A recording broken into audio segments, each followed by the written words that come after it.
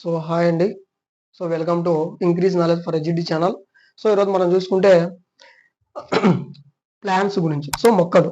So మనకు botany, so బాటనీలో మనకు సైన్స్లో ఉన్నటువంటి బయాలజీలో బాటనీ, జువాలజీ అనేది మనకు క్లాసుల యొక్క స్థాయిని బట్టి విడగొట్టడం అనేది జరుగుతుంది. సో మనం ఫస్ట్ ఈ బయాలజీలో మనం ఏం చేయాలంటే ఫస్ట్ గుర్తుపెట్టుకోండి, ప్లాంట్ల గురించి. సో బాటనీలు తీసుకుంటే ప్లాంట్ల గురించి ఖచ్చితంగా నేర్చుకోవాలి. సో మొక్కల గురించి మనకు బేసిక్ తెలిసి ఉండాలి. సో ఫస్ట్ బేసిక్ తెలిసి ఉంటే మనకు ఆ మ్యాటర్ గురించి ఎంత డెప్త్ వెళ్ళినా కూడా మనకు అవగాహన వస్తుంది.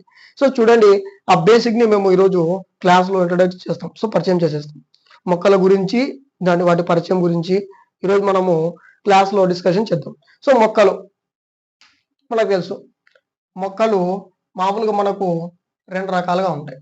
సో చూడండి, ఒకటి వచ్చేసి ఏకదళ మొక్కలు, సో సెకండ్ వన్ వచ్చేసి ద్విదళ మొక్కలు. సో దీన్ని మనం ఏమంటాం, ఏకదళ బీజ మొక్కలు, ద్విదళ బీజ మొక్కలు అని చెప్తాం. సో మీరు మొక్కలు చూసి ఉంటారు కదా. సో ఆ మొక్కలలో 2 టైప్స్ అనేవి ఉండడం జరిగింది. సో ఫస్ట్ వన్ వచ్చేసి ఏకదళ బీజ మొక్కలు, లేదా వీటిని ద్విదళ బీజ మొక్కలు అంటాం. బీజ, సో ఇప్పుడు చూడండి, బీజము అంటే మనకు విత్తనం అని అర్థం. గుర్తుపెట్టుకోండి, బీజం అంటే అర్థము విత్తనం. సో ఒకే బీజం అంటే మనకు చాలా రకాలుగా చూస్తే విత్తనాలు ఒక విత్తనం నుంచి మాత్రమే మనకు, సో విత్తనం ఈ విధంగా ఉందంటే ఎటువంటి చీలికలు ఏమి ఉండవు. సో ఇటువంటి విత్తనంలో నుంచి మనకు ఈ విధంగా మొలక అనేది రావడం అనేది జరుగుతుంది. సో చూడండి, ఈ విధంగా మొలక అనేది మనకు రావడం జరుగుతుంది. సో ఎటువంటి చీలికలు అనేటివి ఉండవు. సో అటువంటి బీజ మొక్కలను ఏమనడం అంటే ఏకదళ బీజ మొక్కలు అని చెప్పడం అనేది జరుగుతుంది. సో ఏకదళ బీజ మొక్కలు. సో గుర్తుపెట్టుకోండి, ఒకే దళంతో ఏర్పడినటువంటి, ఒకే బీజ దళంతో ఏర్పడినటువంటి మొక్కలను మనం ఏమంటామంటే ఏకదళ బీజ మొక్కలు అని చెప్పడం అనేది జరుగుతుంది. సో ఇక్కడ సెకండ్ వన్కి రండి. సో ఇక్కడ ఉన్నటువంటి బీజ దళంలో మనం చూసుకుంటే చీలిక అనేది ఉంటుంది. సో వీటి మధ్య నుంచి మనకు మొక్కలు అనేటివి ఏర్పడడం అనేది జరుగుతుంది. సో గుర్తుపెట్టుకోండి, అంటే ఒక బీజాన్ని ఏదేం చేస్తుంది, చీలిక ఏర్పరిచి రెండుగా విడగొట్టుకొని అక్కడ నుంచి రావడం అనేది జరుగుతుంది. సో ఇటువంటి మొక్కలను మనం ఏమంటామంటే ద్విదళ బీజ మొక్కలు అని చెప్పడం అనేది జరుగుతుంది. సో ద్విదళ బీజ మొక్కలు. సో ఏకదళ బీజ మొక్కలు అంటే ఒకే బీజం ఉంటుంది, అందులో నుంచి మొక్క అనేది ఎటువంటి చీలికలు లేకుండా బయటికి మొలకెత్తడం అనేది జరుగుతుంది. సో ద్విదళ బీజ మొక్కలు అంటే గుర్తుపెట్టుకోండి, ఒకే దళ బీజంలో ఆ బీజంలో చీలిక అనేది ఏర్పడి రెండు బీజాలుగా ఏర్పడి అందులో నుంచి మనకు మొక్క అనేది మొలకెత్తడం అనేది జరుగుతుంది. సో ఇటువంటి మొక్కలను మనము ద్విదళ బీజ మొక్కలు అని చెప్పడం జరుగుతుంది. సో ఎగ్జాంపుల్ దీన్ని తీసుకుంటే మనకు చింత, సో మీరు చూసి ఉంటారు. సో చింతపండు అంతేనా. చింత చెట్టు యొక్క బీజదళాన్ని మనం చూసుకుంటే, సో పిక్కలతో కూడా మనం ఆడుకున్నాం. అవి మనకు, సో చూడండి, ఈ విధంగా మనం మొలకెత్తేటప్పుడు చూస్తే దాన్ని, సో ఈ విధంగా, సో ఇక్కడ చూడండి, సో ఈ విధంగా మనకు రెండు బీజదళాలు అనేటివి ఉంటాయి. దాంట్లో మధ్యలో నుంచి, సో ఈ రెండు బీజదళాల నుంచి మనకేమవుతుందంటే మొక్క అనేది మొలకెత్తడం అనేది జరుగుతూ ఉంటుంది. సో చూడండి, సో రెండు బీజాలు ఉంటాయి, బీజదళాలు. సో ఇక్కడ నుంచి మనకు మొక్క అనేది మొలకెత్తడం అనేది జరుగుతుంది. సో చూడండి, చింత చెట్టు అనేది మనకు బెస్ట్ ఎగ్జాంపుల్ గా చెప్పచ్చు. అదేవిధంగా మీరు మామిడి టెంక చూసినా కూడా మనకు ఒక బీజం ఉంటుంది. సో దాని నుంచి రెండు చిలికలుగా ఈ విధంగా ఏర్పడి అందు నుంచి మొలక అనేది రావడం జరుగుతుంది. సో దీనికి ఎగ్జాంపుల్ తీసుకుంటే మనము వర్రి, సో ధాన్యాలు తీసుకుంటే, సో ధాన్యపు గింజ ఈ విధంగా ఉంటుంది అనుకోండి. సో ధాన్యపు గింజ ఈ విధంగా ఉంటే ఎటువంటి చీలిక లేకుండా, సో వీటిపై నుంచే మనకు మొలకెత్తడం అనేది జరుగుతూ ఉంటుంది. సో ఇవి మనకు ఏకదళ బీజ మొక్కలు లేదా ద్విదళ బీజ మొక్కలు అని చెప్పొచ్చు. సో మొక్కలు అంటే మనకు రెండు రకాలుగా ఉండడం జరిగింది.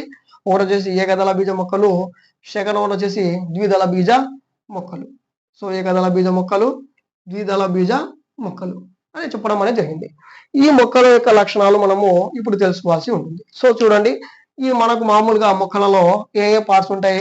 ఫస్ట్ వన్ కింది నుంచి చూసుకుంటే ఫస్ట్ వేర్లు ఉండడం అనేది జరుగుతుంది. సో మొక్కలలో కింద పార్ట్లు చూసుకుంటే వేర్లు ఉండడం జరిగింది. ఆధార భాగాన్ని అంటే భూమి లోపల భాగంలో వేర్లు ఉంటాయి, ఆధారానికి ఉపయోగపడతాయి. పై భాగానికి వెళ్తే మనకు కాండంతో స్టార్ట్ అవుతుంది. దాని తర్వాత మన పార్శ్వ భాగాలకు వెళ్తే, సో పత్రగుంతాలను ఆనుకొని, సో పత్రాలు అనేటివి ఏర్పడడం అనేది జరుగుతుంది. సో మనకు మినిమం ఈ మూడు మనకు కీ రోల్ గా ఉంటాయి. సో మొక్కలలో వీటిని తీసుకుంటే ఫస్ట్ ఈ మొక్కలలో వీటిని ఇంప్లిమేషన్ అనేది చూద్దాం. సో చూడండి, ఫస్ట్ వేర్లు తీసుకుందాం ఇక్కడ. సో ఇక్కడ వేర్లు అనేటివి ఏ విధంగా ఉంటాయి, ఏకదళ బీజ మొక్కల్లో వేర్లు అనేటివి ఏ విధంగా ఉంటాయి అని అంటే, ఒకటి మనకు పీచు వేర్లు అంటారు దీనిలోనే. సో వీటిని మనం ఏమంటాం అంటే గుబురు వేర్లు అని చెప్పడం అనేది జరుగుతుంది. సో పీచు వేర్లు లేదా గుబురు వేర్లు అని చెప్పడం జరుగుతుంది. సో మనకు ఈ కాన్సెప్ట్ మనకి ఇంటర్మీడియట్ లో ఓల్డ్ లో ఉండేది, అర్థమవుతుందా? సో ఇప్పుడు చూడండి, వేర్లు, పీచు వేర్లు, గుబురు వేర్లు అని కలిగి ఉంటాయి. ఏ మొక్కలు? ఏకదళ బీజ మొక్కలు అనేటివి. చూడండి, ఇప్పుడు ఇదొక మొక్క అనుకుంటే, సో దీంట్లో ఉన్నటువంటి మనకు వేర్లు, సో ఏకదళ బీజ మొక్క ఇది. సో మనకు వేర్లు ఏ విధంగా ఉంటాయంటే, సో ఈ విధంగా ఉండడం అనేది జరుగుతుంది. గుబురు వేర్లు లేదా అది వీటిని మనం ఏమంటాం పీచు వేర్లు అని చెప్పడం అనేది జరుగుతుంది. సో పీచు వేర్లు, గుబురు వేర్లు అంటే కొన్ని వేర్ల సమూహం అనేది ప్రధాన భాగం కలిగి ఉండకుండా కాండం నుంచి నేరుగా గుబురుగా లేదా కొన్ని వేర్ల కలయిక కలిపి మనకు ఒక వ్యవస్థగా సో ఏర్పడడం జరుగుతుంది. సో దీన్ని మనం ఏమంటామంటే గుబురు వేరు వ్యవస్థ అంటాము, లేదా పీచు వేరు వ్యవస్థ అని చెప్పడం జరుగుతుంది. సో గుబురు వేరు వ్యవస్థ లేదా పీచు వేరు వ్యవస్థ అనేది ఏ మొక్కలలో కనిపిస్తుంది, ఏ మొక్కల రకంలో కనిపిస్తుంది అంటే ఏకదళ బీజ మొక్కల రకంలో మనకు కనపడడం అనేది జరుగుతుంది. సో నెక్స్ట్ తీసుకుంటే ఇక్కడ చూడండి, ఇక్కడ కూడా మనం వేర్లు తీసుకుంటే ఏ భాగంలో ద్విదళం బీజ మొక్కల భాగంలో తీసుకుంటే వేర్లు అనేది తీసుకుంటే ఏ విధంగా ఉంటాయి. సో ఇది ద్విదళ బీజ మొక్క అని అనుకుంటే ప్రధానంగా దీనికి తల్లి వేరు అనేది ఉండడం అనేది జరుగుతుంది. సో ఇది తల్లి వేరు అనేటువంటిది ప్రధానంగా కలిగి ఉంటుంది. వీటి నుంచే మనకు పిల్ల వేర్లు అనేటివి రావడం అనేది జరుగుతుంది. సో పిల్ల వేర్లు, సో తల్లి వేరు వ్యవస్థ కలిగినటువంటి, సో ప్రధాన వేరు వ్యవస్థ కలిగినటువంటి మొక్కల రకం ఏదంటే ద్విదళ బీజ మొక్కల రకం అని మనం చెప్పవచ్చు. సో గుర్తుపెట్టుకోండి, తల్లి వేరు వ్యవస్థ, ఇక్కడికి వచ్చి వస్తే గుబురు వేరు వ్యవస్థ అనేటువంటిది ఉండడం అనేది జరుగుతుంది. సో ఇక్కడ ఏకదళ బీజ మొక్కల గురించి సో ఈ మ్యాటర్, ద్విదళ బీజ మొక్క గురించి ఈ మ్యాటర్. సో వేరుకు సంబంధించి కాండాలు, సో చూసుకుంటే కాండాలు మనకు వీటిలో చాలా వెడల్పుగా మందంగా ఏర్పడడం అనేది జరుగుతుంది. సో వీటిలోకి వస్తే కాండాలు అనేటివి సో చాలా తక్కువ పరిమాణంలో కలిగి ఉండి, సో చిన్న పరిమాణంలో కలిగి ఉండి, అదే విధంగా నునుపును కలిగి ఉంటాయి. సో మందాన్ని కలిగి ఉండవు. సో మెత్తని స్వభావాన్ని కలిగి ఉంటాయి. సో ఇక్కడ ఏకదళ బీజ మొక్కల్లో, సో ద్విదళ బీజ మొక్కల్లో కాండాలు అనేవి చాలా వెడల్పుగా అవుతాయి. అదే విధంగా వీటిలో మందపాటి కాండం అనేది ఏర్పడడం అనేది జరుగుతూ ఉంటుంది. సో ఇవి డిఫరెన్స్ ఏకదళ బీజ మొక్కలకు, ద్విదళ బీజ మొక్కలకు. ఇంకా మిగిలిన మనకేంది పత్రాలు. సో పత్రాలు చూసుకోండి, మనకు పత్రాలు చూసుకుంటే సో ఇక్కడ చూడండి పత్రాలు. సో ఇదొక పత్రం, అనుకుంటే సో ఇక్కడ చూడండి మనకు వీటిలో ఏ మధ్యలో ఉన్నటువంటి జాలాల వంటి నిర్మాణం అనేది ఉంటుంది. సో పత్రాలలో మనకు కొన్ని నిర్మాణాలు అనేవి ఉంటాయి. సో ఆ నిర్మాణాల డిఫరెన్స్ ప్రకారమే మనము ఏం చేస్తామంటే ఏకదళ బీజాలు మొక్కలు, ద్విదళ బీజ మొక్కలను డిఫరెన్స్ చేయడం అనేది జరుగుతుంది. పత్రం ఉంటుంది, పత్రం లోపల కూడా మనకు కొన్ని శాఖయుత నిర్మాణాలు, అంటే దీన్ని ఆధారంగా పత్రాన్ని ఆధారంగా సో అది కుంచుకోపోకుండా ఉండడానికి, అది చీలిపోకుండా ఉండడానికి మనకు కొన్ని బేసిక్ గా ఉన్నటువంటి కొన్ని ఎలిమెంట్స్ తో ఉండడం జరుగుతుంది. సో ఆ ఆధారంగా మనం ఏమంటామంటే ఈనెలు అని చెప్పడం జరుగుతుంది. సో సాధారణంగా మనము పత్రంలో భాగంలో ఉన్నటువంటి ఈనెల గురించి, ఈనెలను ఉపయోగించుకొని మనకు ఏకదళ బీజ మొక్కలు, ద్విదళ బీజ మొక్కలని డిఫరెన్స్ అనేది చూపించాల్సి ఉంటుంది. సో ఈనెల ఆధారంగా చేసుకోండి. ఈ ఈనెల ఆధారం తీసుకుంటే సో ఏకదళ బీజ మొక్కల్లో ఈనెలు అనేటువంటివి ఎలాంటి వ్యాపనాన్ని కలిగి ఉంటాయంటే చూడండి, సమాంతరంగా, గుర్తుపెట్టుకోండి సమాంతరంగా ఉంటాయి. ఈ విధంగా సమాంతరంగా ఉంటాయి. సో కాబట్టే వీటిని మనం ఏమంటామంటే సమాంతర ఈనెల వ్యాపనం అని చెప్పడం అనేది జరుగుతుంది. సో గుర్తుపెట్టుకోండి, సమాంతర ఈనెల వ్యాపనం. సో ఈనెలు అనేటివి సమాంతరంగా వ్యాపించి ఉంటాయి. మొక్కల యొక్క ఏకదళ బీజ మొక్కల యొక్క పత్రాలలో ఈనెలు అనేటివి సో సమాంతరంగా వ్యాపించి ఉంటాయి. కాబట్టి వీటి ఈ నెల వ్యాపనాన్ని మనం ఏమంటాం? సమాంతర ఈ నెల వ్యాపనం అని చెప్పడం అనేది జరుగుతుంది. సో గుర్తుపెట్టుకోండి, సమాంతర ఈ నెల వ్యాపనం కలిగి ఉంటుంది. సో ఏది? ఏకదళ బీజ మొక్కలు. ఇప్పుడు ద్విదళ బీజ మొక్కల కాడికి వస్తే, ద్విదళ బీజ మొక్కల కాడికి వస్తే ఇక్కడ చూడండి. సో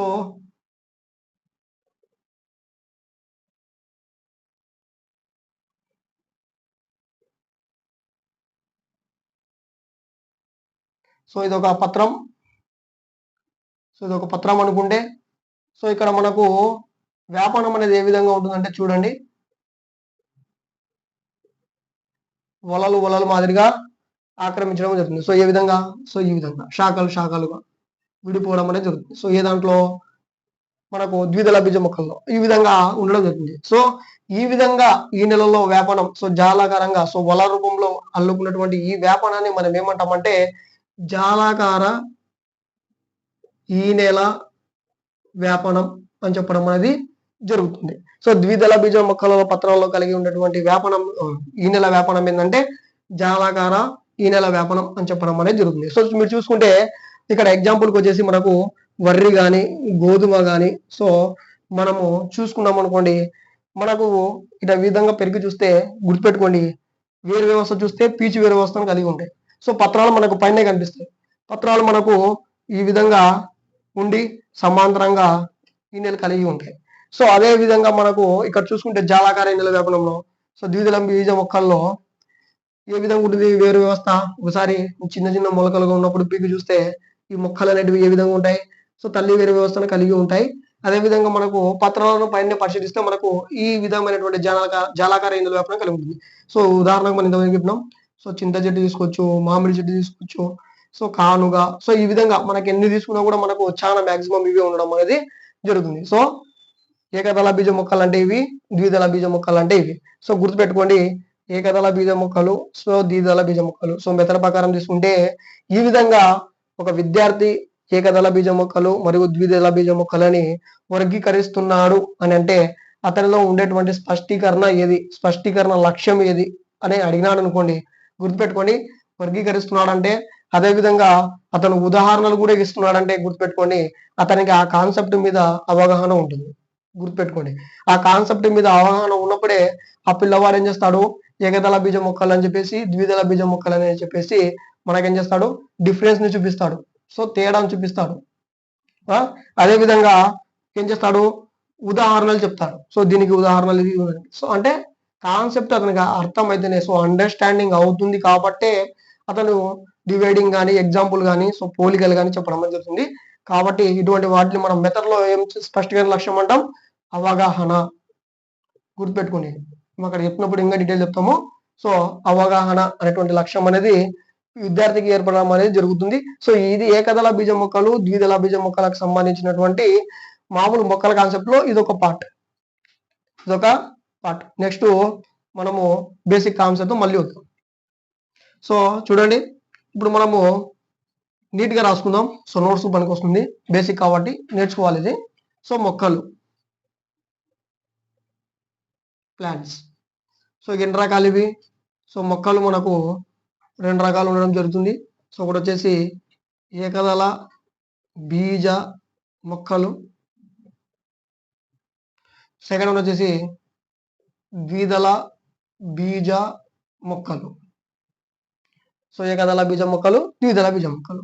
ఇక్కడ చూడండి, మ్యాటర్ వచ్చేస్తే ఒకే ఒక బీజదళం నుండి ఏర్పడేటువంటి మొక్కలను ఏకదళ బీజ మొక్కలు అని చెప్పడం జరుగుతుంది. ఒకే ఒక బీజం కలిగినటువంటి, ఒకే ఒక దళ బీజం కలిగినటువంటి విత్తనం ఇది. బీజం అన్న విత్తనమే. వీటి నుంచి మనకు ఒక మొక్క అనేది ఏర్పడడం అనేది జరుగుతుంది. మొలకెత్తడం అనేది జరుగుతుంది. అదే విధంగా ఇక్కడ తీసుకుంటే మనకు ఇంకొకటి ఏమున్నాయి, ఇందులో ఉన్నటువంటి వేరు వ్యవస్థ అనేది ఏ విధంగా ఉంటుందంటే మనకు గుబురు లేదా పీచ్ వేరు వ్యవస్థ అనేది ఉండడం అనేది జరుగుతుంది. గుబురు లేదా పీచు వేరు వ్యవస్థ అనేది ఉంటుంది. ఇక్కడ ఇది మొక్క అనుకుంటే మనకి ఈ విధంగా పీచు వేరు వ్యవస్థ అనేది ఒకదానికొకటి గుబురుగా ఉండడం అనేది జరుగుతుంది. నెక్స్ట్ చూసుకుంటే పత్రాల పరంగా తీసుకుంటే సో పత్రాల్లో మనకు ఈ నెల అనేటివి మెయిన్ రోల్, కీ రోల్ గా చేస్తూ ఉంటాయి. ఎందుకంటే పత్రానికి లోపల భాగంలో అస్థి పంజరం మాదిరిగా ఉంటాయి. సో ఆధారానికి ఉంటాయి, ఆకృతికి కూడా ఏర్పడడానికి ఉపయోగపడతాయి. ఏంటివి? ఈ నెల. సో ఈ నెల ప్రకారం తీసుకుంటే ఇందులో ఏముంటుందంటే సమాంతర ఈ నెల వ్యాపనం అనేది ఉండడం అనేది జరుగుతుంది. సో సమాంతర ఈ నెల వ్యాపనం. సో ఇదొకటి ఇక్కడ చూడండి, ఇదొక ఆకు అనుకుంటే సో మనకు ఈ విధంగా ఈ నెల అనేది మనకు ఉండడం అనేది జరుగుతుంది. సో సమాంతరంగా ఉండడం అనేది జరుగుతుంది. సో గుర్తుపెట్టుకోండి. సో ఈ విధంగా నెక్స్ట్ మనకు కాండం అనేది ఏ విధంగా ఉంటుంది అంటే కాండం అనేది మృదువుగా ఉంటుంది, సో మెత్తగా ఉంటుంది కాబట్టి సో పరిమాణం కూడా చాలా చిన్నగా ఉంటుంది. సో పరిమాణం కూడా చిన్నగా ఉండడం అనేది జరుగుతుంది. సో ఉదాహరణ మనం తీసుకుంటే వర్రి ఉంది, సో గోధుమ ఉంది, సో నెక్స్ట్ వచ్చేసి రాగులు ఉన్నాయి, సజ్జలు ఉన్నాయి. సో ఈ విధంగా ఇవల్ల ఏంటివంటే మనకు వీటికి ఉదాహరణలుగా చెప్పవచ్చు.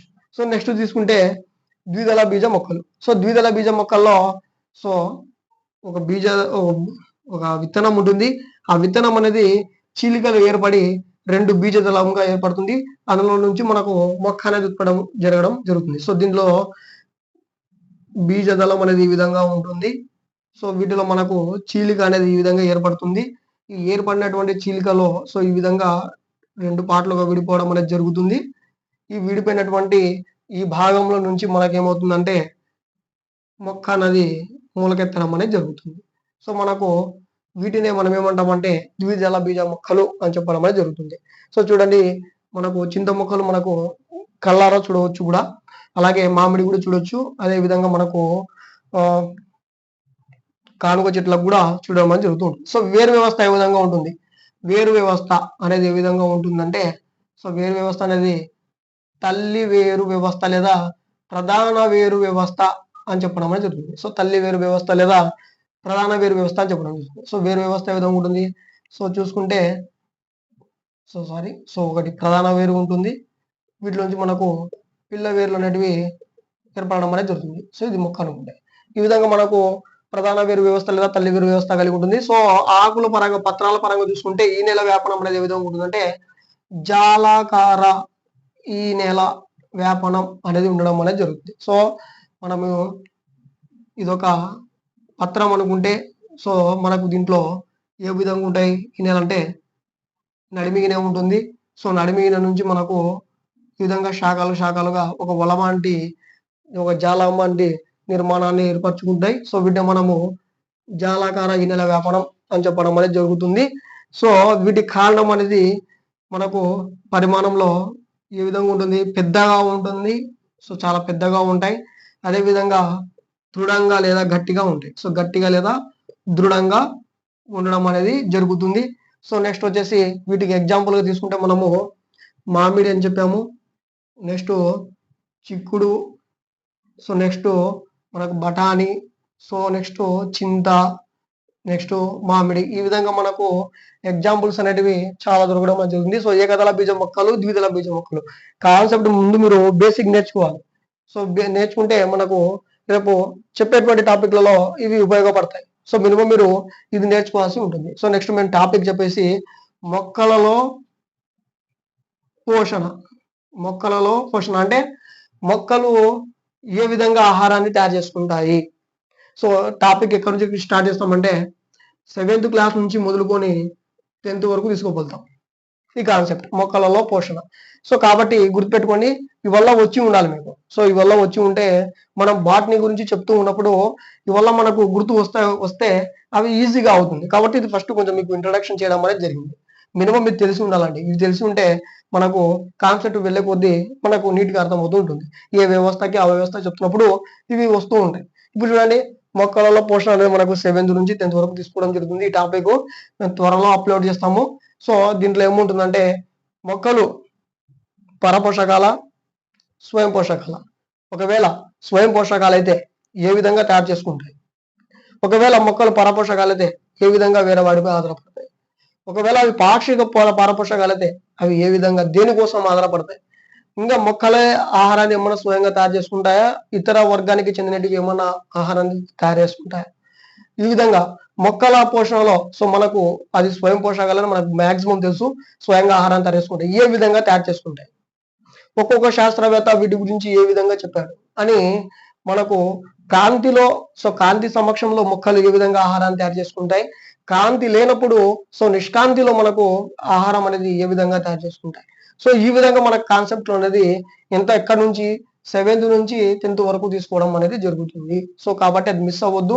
ఇవి కూడా మీరు నేర్చిపెట్టుకోండి. ఇది సిల్లీ టాపిక్ గా కనపడవచ్చు, కాకపోతే మనకు కీ రోల్స్ అనేటివి మనం ముందు వెళ్ళే కాన్సెప్ట్లలో ఇది ముఖ్యంగా మనకు అడ్డంకిగా ఉంటుంది. కాబట్టి ఇది నేర్చుకోండి. నేర్చుకున్న తర్వాత ఒక్కొక్క వ్యవస్థ, మొక్కలలో ఒక్కొక్క వ్యవస్థ, జంతువులలో ఒక్కొక్క వ్యవస్థ, బాటనీ జువాలజీ సపరేట్ చెప్తాం. అప్పుడు చెప్తున్నప్పుడు వాటి గురించి మేము డిస్కషన్ చేస్తాం. సో కాబట్టి ఈరోజు టాపిక్ వచ్చేసి మేము ఇది పరిచయం చేయాలనుకున్నాం. సో పరిచయం చేసాం. సో నెక్స్ట్ మనం మొక్కల పోషణలో మొత్తాన్ని కలుపుకుందాం. So thank you. సో మా ఇన్ఫర్మేషన్ కానీ మీకు నచ్చినట్లయితే సో దీన్ని లైక్ చేయండి, కామెంట్ చేయండి అండ్ షేర్ చేయండి.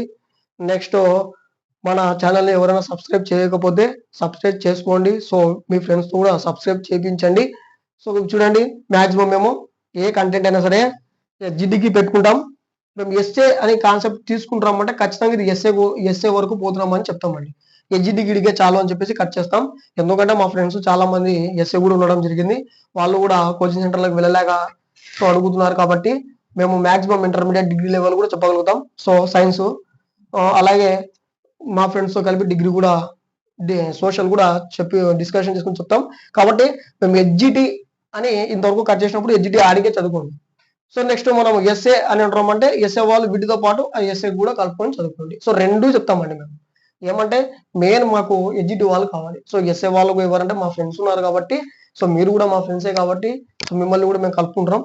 సో మేము ఎస్జిటి గిడికి చాలంటే అది కట్ చేసుకోండి. మిగతా ఎస్ఏ గురించి మేము టాపిక్ డిస్కషన్ చేసినప్పుడు చెప్తాం. So thank you.